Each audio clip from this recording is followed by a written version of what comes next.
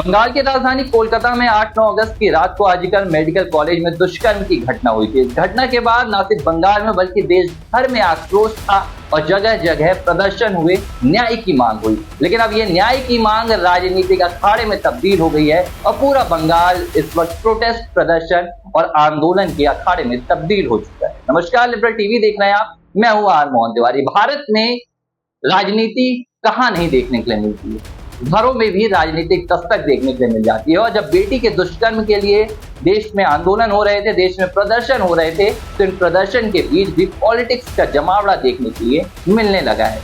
ये घटना, ये वारदात कोलकाता के आजकल मेडिकल कॉलेज में हुई थी। दुष्कर्म की घटना हुई थी जूनियर डॉक्टर के साथ, जिसके बाद लगातार लोगों ने प्रदर्शन किए और बेटी के लिए न्याय की मांग की। लेकिन अब ये न्याय की मांग राजनीतिक अखाड़े में तब्दील हो गई है। पहले खुद मुख्यमंत्री ममता बनर्जी ने सीबीआई से जल्द आरोपियों को फांसी देने की मांग करते हुए प्रदर्शन किया। इसके बाद भारतीय जनता पार्टी का प्रदर्शन हुआ, नवन्ना मार्च हुआ और अब एक बार फिर से टीएमसी प्रदर्शन कर रही है।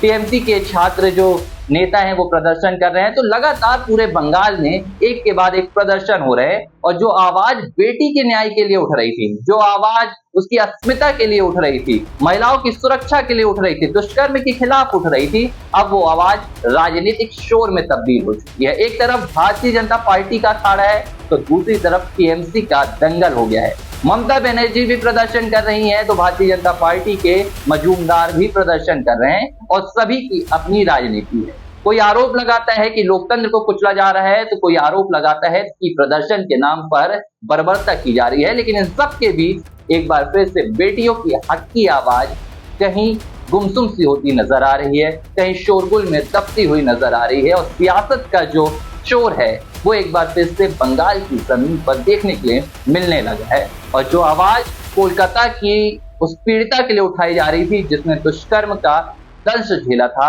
अब वो आवाज सत्ता और सियासत के लिए उठाई जा रही है।